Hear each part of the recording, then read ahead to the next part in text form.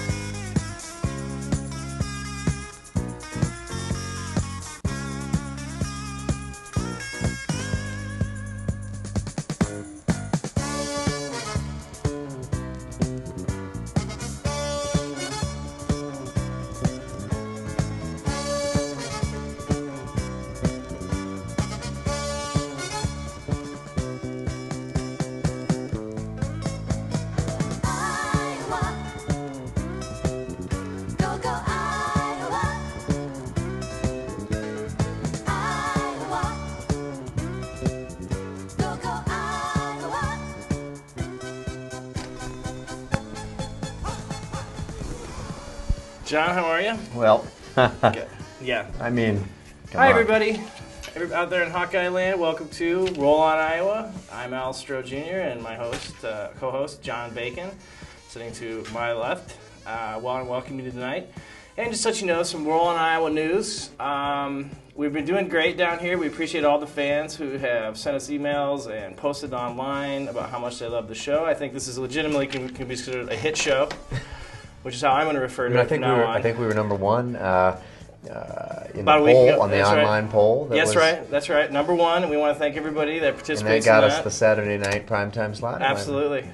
So, and I'd also like to say that starting this week, since we're now officially a series, you'll be able to see Roll On Iowa Wednesday nights at 9 and Saturday mornings at 10 o'clock. What do you think? That's a pretty good slot for us. 10 o'clock a.m. or p.m. on Saturday? A.m. on Saturday. So Saturday mornings. That's kind of like pregame. Yeah, exactly. So 10 o'clock a.m. On Saturdays and 9 o'clock Wednesday nights on Channel 18. You know, I'm going to go back to what I said on the first show when my heroes, Sports Opinion, Al Grady and Company, right. They were on Wednesday night. There you go. That's very special to me. There you go. The pregame, 10 o'clock Saturday morning slot almost changes the focus for me a little bit. I mean, I'm going to view this almost like a pregame special. We can. And also, there's a lot of basketball games that they play on Saturdays, too, like those daytime Saturday basketball games. So we'll be able to weigh in on those.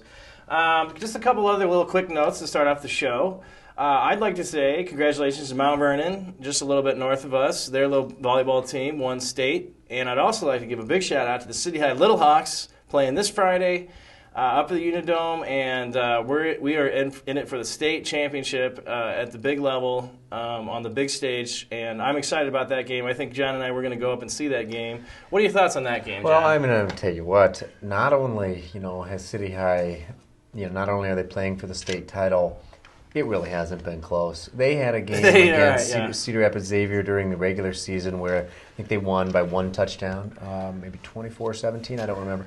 But it was sort of a last-minute deal. But then they just rolled that team in the semifinal. Right. They have not even really been challenged. This is as dominant a performance as I have ever seen. Absolutely. And I tip my cap to those kids. I tip them too. And Sabers, he used to be my coach back in the day, so I know Dan Sabers personally. He's a great coach. Well, the thing about Coach Sabers is I can't imagine that it means more to anybody or that anybody puts more of himself into what he's doing. He's a class act. He's really given his whole, adult. He just has worked so hard. He's given so much of himself to that program. And I'm thrilled for him. And for all those kids, too. They'll never forget this, will they? They'll never forget it. I didn't forget it, and we weren't that good. And I still haven't forgot it. So it's like if we were good, how much better. What were you, 5-4? I'm 5-4. I was all conference, second team. Second team. Yeah, but second that's team pretty all good. conference 63? as a tackle. Number 63? And 63 was my old number, and I think they're going to retire it. At that state championship game. I think I'm going to go up there and maybe get a free meal from Perkins or something from that. But, John, and probably the folks at home sitting here watching this, we might be, sort of avoiding the elephant in the room. Let's go ahead and get it out there. Which is John, and, I know John is a very superstitious Hawk fan. And as you might have been if you guys are keeping score at home, He came up to me tonight and said what was on my mind as well. We are 0-2 here at Roll on Iowa. When we started the show, we were 9-0. We were 9-0. We had actually not lost. We had not lost for a long time. For the first time in my life as a Hawk fan, well, ever, we were 9-0. We started the show. Right. We have proceeded to drop 2 games. And I reminded John that it's actually we dropped 3 games, folks, because we want to count the Iowa men's team basketball. The season opener for the first time since I believe I read 1962 in the 62 newspaper. Season opener and like 78 home opener. It's so we're not. There might be something in the air here, John. But you know what I think? It's like I can't take all the blame. I'm at least going to share the blame with you. You know, so. I don't know. I don't know. Maybe you guys could weigh in on that. I have a proud tradition of, being very careful about how I approach every game. For example, I sit in the same spot when I watch the game at my house. If it's a game at Kinnick, I walk to Kinnick, okay, and I walk home. Not only that, but it's like I remember when we were kids. When we were like early 20s, John would never drink. On a game day. No, I don't. He would never, and he has never, to my knowledge, he has never ever once bet on the Hawks. Never would do that. Never way, shape, or form. Would never taint the Hawks by betting on them. My thinking there is I don't need to profit.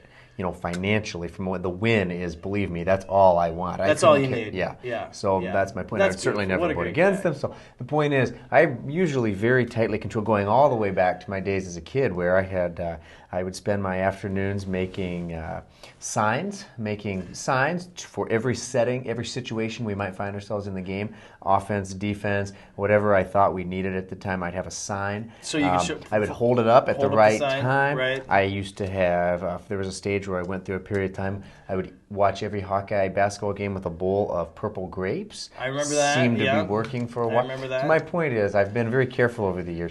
We started this show. We're a quick 0-3, football, basketball combined, and needless to say, I'm concerned. Well, John, I'm going to say this.